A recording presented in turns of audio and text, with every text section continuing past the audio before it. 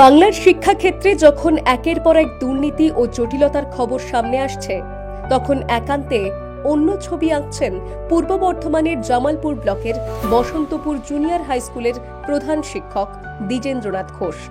অবসর নেওয়ার পরে এলাকার পিছিয়ে পড়া পরিবারের ছেলে মেয়েদের স্বার্থে একটা স্কুল করার চিন্তা ভাবনা করেছিলেন দ্বিজেন্দ্রনাথ বাবু।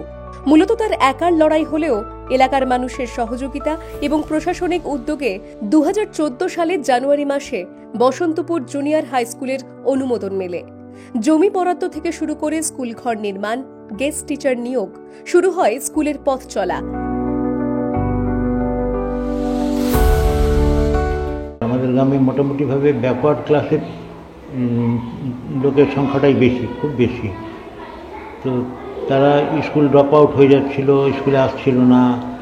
এরকম একটা অবস্থায় আমি রিটায়ারমেন্টের আগে থেকে সিদ্ধান্ত নিয়েছিলাম যে এদের জন্য যদি কিছু করা যায় করব, এবং তার জন্যই আমি চেষ্টা করেছিলাম। 8 সালে আমি রিটায়ার করেছি, পরে 9 সাল থেকে আমি চেষ্টা শুরু করি যে একটা স্কুল এখানে যদি পাই, রেকগনিশন পাই, তার এখানে একটা স্কুল তৈরি করব।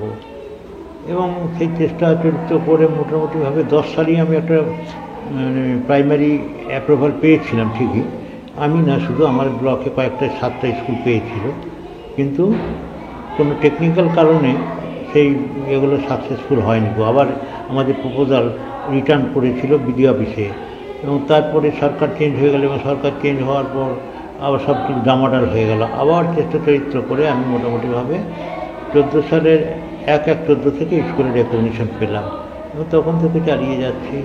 কিন্তু পার্মানেন্ট টিচার পাইনি তো এতদিন। 2জন করে আমরা গেস্ট টিচার পেয়েছি, মানে রিটায়ার্ড টিচার পেয়েছিলাম ঠিক করে, কিন্তু তারাও 65 বছরে সব চলে গেছেন। এবং তার ফলটা হচ্ছে কি, যে আমাদের স্কুল একটা সময় হলো কোনো গেস্ট টিচারই প্রায় পাওয়া যাচ্ছিল না। একটা মানে বিশৃঙ্খল অবস্থায় স্কুল বন্ধ হয়ে যাবার মতো অবস্থা। তখন একজন গেস্ট টিচারকে পেয়েছিলাম, রিটায়ার্ড টিচারকে, তিনি এসে মোটামুটিভাবে স্কুলটাকে বাঁচিয়ে দিয়েছিলেন। শুরুর সেই কঠিন দিনগুলি এখনো মনে পড়ে দ্বিজেন্দ্রনাথ বাবুর। তখন আর কিচ্ছু নেই, একটা ঘর স্যাংশন হয়েছিল 10 সালে, সেটা ঘর স্যাংশন হয়েছিল, কিন্তু 10 সালে বললাম ওই যে একটা আইনি জটিলতা আটকে গেল। সবাইরই আটকে গেছিলো, আমাদের ব্লকের যতগুলো ছিল সবাইরই আটকে গেছিলো, ঘর হচ্ছিল না। এই জায়গার উপরে কোনো ঘর হচ্ছিল না। ঘর হচ্ছে বিডিও সাহেব ঘর করতে রাজি ছিলেন না, এই যে যেহেতু স্কুলের নামে ল্যান্ডটা ট্রান্সফার হয়নি, এই জন্য করতে রাজি ছিলেন না। আমরা অথই জ্বরে তখন আমরা কী করলাম, প্রাইমারি স্কুলে গিয়ে আমরা ক্লাস চালাতে শুরু করলাম। প্রাইমারি স্কুলে কি প্রায় 2 বছরের মতন আমরা ক্লাস করেছিলাম। তারপরে ওখানে দেখুন অসুবিধা হচ্ছে, আমাদের ছাত্র সংখ্যা বেড়ে যাচ্ছে। 29 জন ছাত্র নিয়ে আমরা শুরু করেছিলাম। তারপরে পরের বছর 47 জন ছাত্র ক্লাস 5-এ ভর্তি হলো। সংখ্যাটা বেড়েই যাচ্ছে, কিন্তু ওখানে অ্যাকোমোডেশন হচ্ছে না।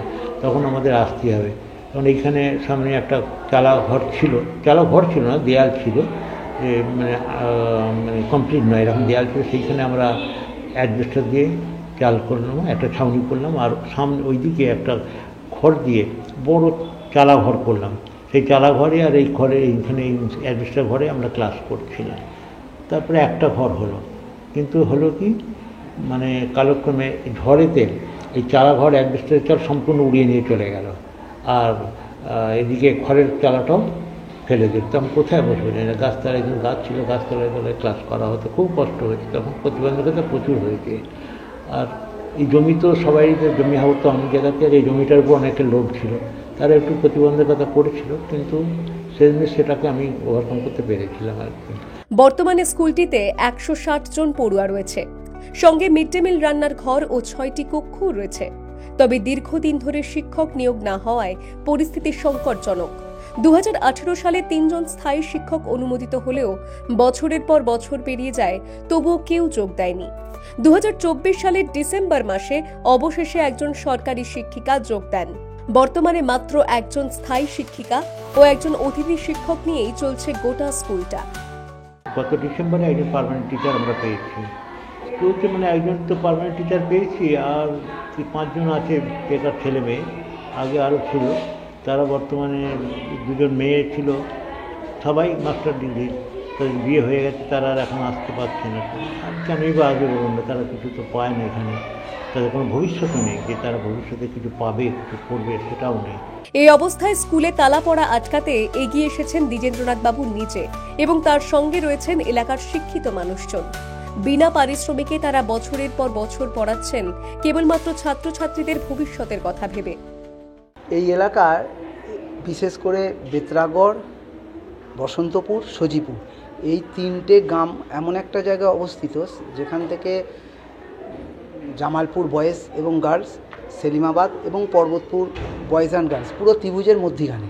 তাহলে ছোট ছোট বাচ্চাদের এই সব জায়গায় স্কুলে যেতে প্রায় অ্যাক্সিডেন্ট এটা সেটা লেগে থাকতো, বাড়ির লোকও চিন্তা করতো কখন ফিরবে। এই যে 5 থেকে 8 পর্যন্ত জুনিয়র হাই স্কুল হয়ে গেল, এখানকার সমস্ত ছেলেরা এখানে আসছে, এসে পরিষেবাটা পাচ্ছে। এবার 8-এর পর যখন যাচ্ছে মাধ্যমিক স্কুলে তখন তারা বড় হয়ে যাচ্ছে, আর বিপদের ব্যাপারটা মাথায় থাকছে না, তারা যথেষ্ট বড় হয়ে যাচ্ছে, এই পরিষেবাটা তারা পাচ্ছে। এবং আমরা দেখেছি, আমরা ভলেন্টিয়ার টিচার হলেও আমরা কোনো পিরিয়ড ফাঁকা যায় না আমাদের। আমরা দেখেছি খবর নিয়ে, আমাদের এখান থেকে পাস আউট যারা, তারা বলে যে আমাদের চাবি দিয়ে রেখে দিয়েছে, কখন 4টে 4:30 বাজবে ছুটি দেবে। আমাদের কিন্তু তা না, আপনারা দেখবেন পরপর পিরিয়ড হয়ে যায়। বিনিময়ে আমরা কিছু পাই না, কিন্তু আমাদের যেটা দাবি সেটা আজকে প্রত্যেকটা চ্যানেলকেই বলি, আমরা যেটা দাবি টিচার দিই, অতি সত্বর টিচার দিই। টিচার ছাড়া স্কুলকে বাঁচানো যাবে না। স্যারের বয়স হয়েছে, আমারও 55 বছর বয়স হয়ে গেল, তো এবার কতদিন টানবো? এবার আমাদের যারা আছে সবাই, বাকিরা আমি বাদ দিয়ে বাকি সবাই এসএসসিতে বসছে, তারা যদি পেয়ে যেত স্কুল তো চলে যাবে। টিচার চায়, অতিথি শিক্ষক টিচার চায়। এই দ্বিজেন্দ্রবাবুর উদ্যোগে কীভাবে যে স্কুলটা তৈরি হয়েছে কল্পনা করা যাবে না। এবং আমরা গ্রামের ছেলেরা সমস্ত উদ্যোগ নিয়েছিলাম এবং দ্বিজেন্দ্রবাবুর প্রচুর ওনার জন্যই স্কুলটা হয়েছে। ওনাকে আমরা যতটুকু পেরেছি হেল্প করেছি গ্রামের ছেলে হিসেবে, এবং স্কুলটা উঠে যাওয়ার মতনই পজিশন হয়েছিল। দ্বিজেন্দ্রবাবু আছেন বলেন এই গ্রামের ছেলে মেয়েদেরকে কোনো রকমে বাড়িতে গিয়ে ওই মাস্টারি করছে। দিনের পর দিন এরা বিনা পয়সা, বিনা পারিশ্রমিকে বহুদিন ধরে 14 সাল থেকে স্কুলটা চলছে। এবং প্রত্যেকটা ছেলের বাড়িতে গিয়ে দ্বিজেন্দ্রবাবু বাড়িতে গার্জেনদের বাড়িতে গিয়ে ছেলে জোগাড় করেছে প্রথম, দিয়ে তারপরে স্কুলটা চালু করেছিল। তারপরে স্কুলটা তো এখন তো যে পজিশন খুবই ভালো, প্রচুর ছেলে মেয়ে, এবং যারা আসে সবকটা যে কজন গ্রামের ছেলে মেয়ে পড়াচ্ছে সবকটাই মাস্টার ডিগ্রি বা বিএড। যে কমা ছেলেরা পড়াচ্ছে তা নয়, লেখাপড়ার দিক থেকে খুবই ভালো। 76 বছরের দ্বিজেন্দ্রনাথ ঘোষ নিজেও এখন ক্লান্ত, তবুও তিনি দায়িত্ব সামলে যাচ্ছেন। তার কথায় নিঃস্বার্থে কিছু শিক্ষিত যুবক যুবতীরা পাশে দাঁড়িয়েছে বলেই স্কুলে এখনো তালা পড়া আটকানো গিয়েছে। কিন্তু সরকার যদি দ্রুত স্থায়ী শিক্ষক না পাঠায় তাহলে এই স্কুলের ভবিষ্যৎ অন্ধকার। পূর্ব বর্ধমান থেকে চন্দন ঘোষের রিপোর্ট, দ্য ওয়ার্ল্ড নিউজ।